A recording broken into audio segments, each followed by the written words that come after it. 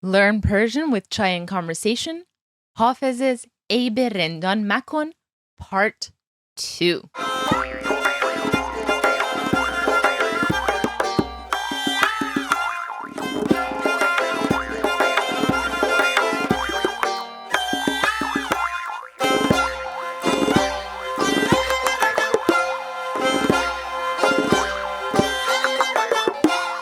Salam be hamegi, and welcome to part 2 of our discussion about Hafez's beautiful poem, aybé rendān makon. So in the first episode, we were joined by Muhammad Ali of Persian Poetics, and we went over the overall message of the poem and got a good understanding of it as a whole, what different words and phrases might mean and their significance in the context of the poem. He read the poem in Persian, and I repeated an English translation. But as we said in the last episode, the English translation of these poems are woefully lacking. It is impossible to fully translate anything. And with poetry, where language needs to be so targeted and so precise, it's nearly impossible.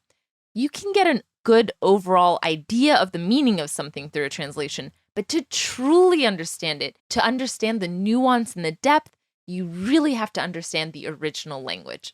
So with that in mind, in these subsequent episodes, I'm going to go over the poem again, word by word, phrase by phrase.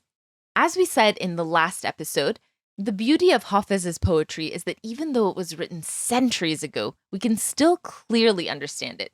So these words are relevant in our conversation today. So by the end of this series, not only will you understand this poem intimately, but you'll also understand these words and phrases intimately as well, and learn how to use them in everyday conversation. So I wanted to start this lesson by having us listen to my Aunt Farnaz recite the entire poem. Farnaz has a beautiful voice for reciting poetry, so in each of these subsequent poetry lessons, we use her recitation as a reference. I want you to listen to the poem, maybe with your eyes closed, and let the words just wash over you. You're all at different stages of learning the Persian language. Some of you are complete beginners to learning the language, and others are more advanced.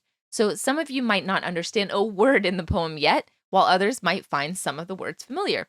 But don't let it bother you. As we continue our study, it will feel as if something very fuzzy starts to come in focus, and I love it when that happens.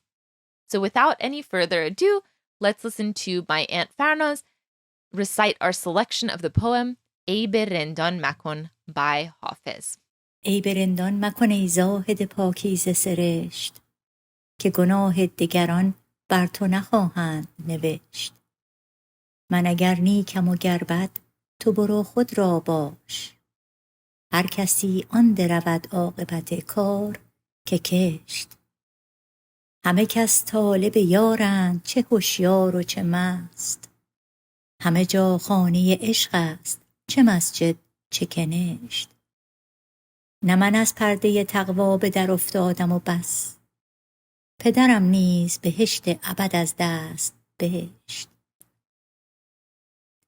حافظا روز اجل گر به کفاری جامی، یک سر از کوی خرابات برندت به بهشت. So we're going to be taking these lessons very nice and slowly, just learning 2 lines at a time. Today we're going to focus on these first 2 lines. So let's listen to my aunt recite them again. aybé rendān makon ای زاهد پاکیزه سرشت که گناه دگران بر تو نخواهند نوشت. Okay, so I want to start this entire discussion with a conversation about the word rend. This is quite a fascinating word. In fact, I recorded a poetry episode with Alan Eyre, former Persian language spokesperson in the States Department in the US, and the word rend was featured in that poem as well. He sent me a 6-page PDF titled Semantic Evolution of Rogue Rend in Mystical Persian, and it chronicles this word and its many uses in mystical poetry, such as the one we're reading today. The article starts out by saying, a correct understanding of the meaning of rend is key to better insight into the mystic poems. This is quite a statement, but I really love this idea that this one word can be a key into mystical poetry. So we're going to focus on it for a bit. I think it's also a really good illustration of the shortcomings of translations. In the translation of the poem, Muhammad Ali of Persian Poetics uses profligates as a translation of rend. Now, I didn't even know what profligates was before, but apparently it means a licentious and dissolute person.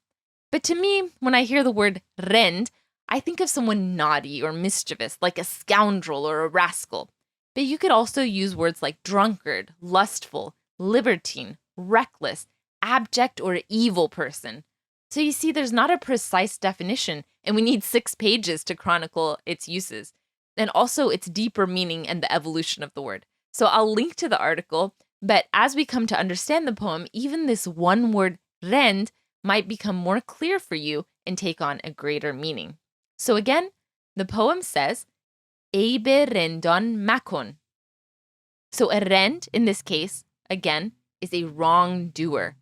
And all those other negative things I listed, a debaucherous, intoxicated, light-minded, and unruly person. Let's repeat that word together, rend.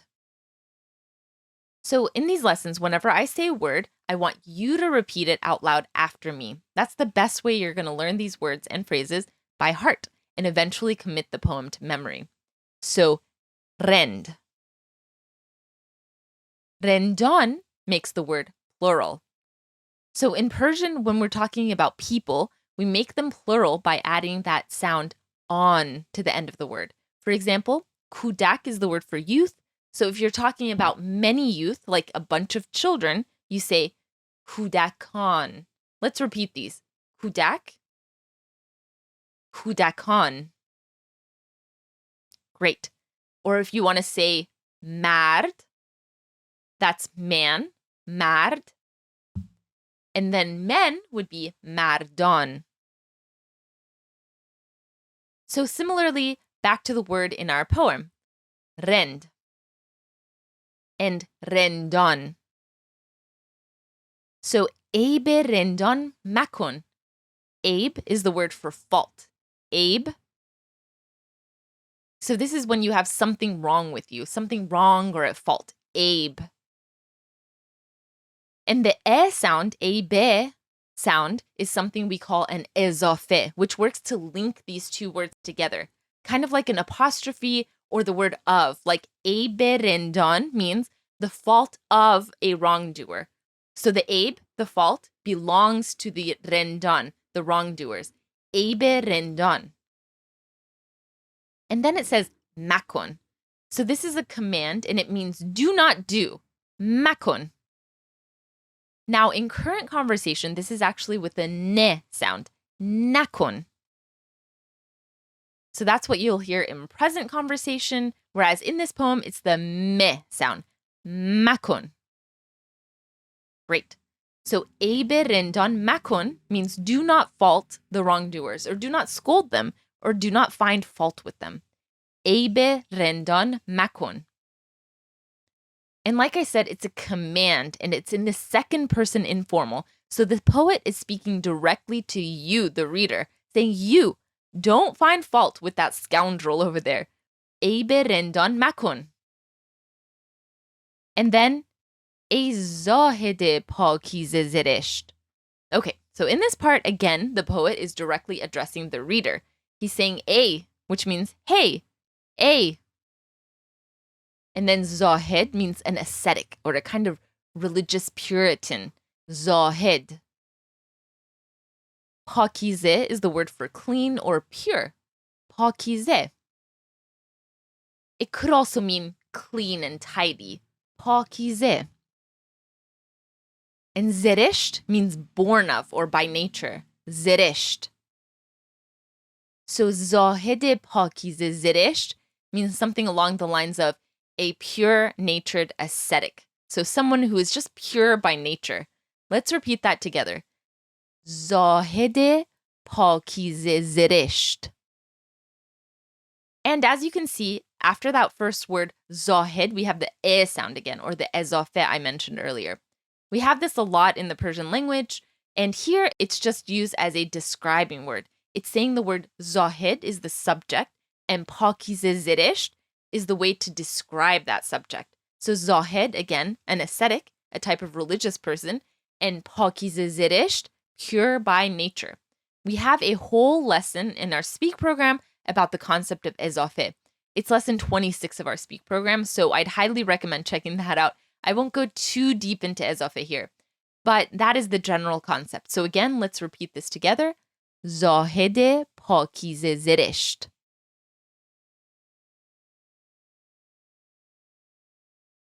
So the whole first line goes, aybé rendān makon, ای زاهد پاکیزه زرشت. So first he's giving a command. He's saying, aybé rendān makon, don't fault the wrongdoers. And then he's addressing the reader directly. ای زاهد پاکیزه زرشت, you who is so pure-hearted by nature. And this is one of those examples, to quote Shakespeare, of methinks the lady doth protest too much. In this case, I feel like Hafez is being a little facetious here. He's laying on the compliments a little too strongly for it to be genuine, I think. So, hey you, don't fault the wrongdoer, you who is so pure-hearted and good and wonderful by nature. So that's my interpretation of it. And now the full first line. I'll say it and you repeat it after me. aybé rendān makon, ای زاهد پاکیزه زرشت.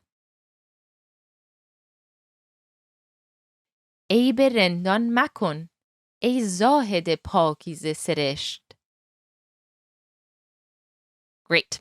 And now the second line, which is که گناه دگران بر تو نخواهند نوشت. So there are a few words in here that play off the same concepts we learned in the first line. Let's start with the word deegarān. So do you recognize that on sound again? We had it in rendān. That means the word is plural. So degar means an other. So someone besides yourself. Degar. And degarān means others. Degarān. And gonāh is the word for wrongdoing, but more accurately, it's a sin. Gonāh. So we have aybé, which again is something, a wrongdoing or a fault, and then gonāh, which takes on a little bit more of a religious connotation. It's more of a sin. Gonāh. And again, we have that ezafe sound, gonāhé degarān, linking the two words together. So with the ezafe, that becomes the sins of others. gonāhé degarān. And then bar to. So to is the word for you, informal. To. And bar means on. Bar. که گناه دگران بر تو. که in this context means for. که. The full thing, که گناه دگران بر تو, means for the sins of others on you. This will make more sense as we learn the rest of the phrase, which is نخواهند nevesht. نخواهند means they will not. نخواهند. So in Persian, the subject is contained within the verb. You can tell what the subject is based on the conjugation of the verb. In this case, nakhāhand is the third person conjugation for will not. So they will not. Nakhāhand. And nevesht is right. Nevesht. Nakhāhand nevesht means they will not write. Nakhāhand nevesht. So the full thing again is که گناه دگران بر تو نخواهند نوشت. So for the sins of others, onto you they will not write. So the sins of others will not be written on you. They will not be attributed to you. It reminds me of a kind of imagery of Judgment Day, when the scroll comes out showing all of your sins. Other sins will not show up on your scroll. So let's repeat the full thing together piece by piece. که گناه دگران بر تو نخواهند نوشت. And now the full thing. I'll say it and I want you to repeat it after me. که گناه دگران بر تو نخواهند نوشت. All right, wonderful. Now let's go back and listen to my Aunt Farnaz recite the whole first two lines. aybé rendān makon ای زاهد پاکیزه سرشت که گناه دگران بر تو نخواهند نوشت. All right, and hopefully this time you understood the full thing. So this is all we're going to learn in this lesson. This week, I want you to really practice these first two lines, practice reciting them to yourself, practice writing them over and over again in English phonetic if you need to, or in Persian script if you're able to. Leave it around the house, on your mirror, on your fridge, wherever you need to in order to get maximum exposure to these lines and really get them into your system. And as always, check out the lesson page to hear each of these words individually and to use the exercises on there to test your recollection of the words and phrases. And that's it for this week. Thank you so much for listening and see you all next week for part 3.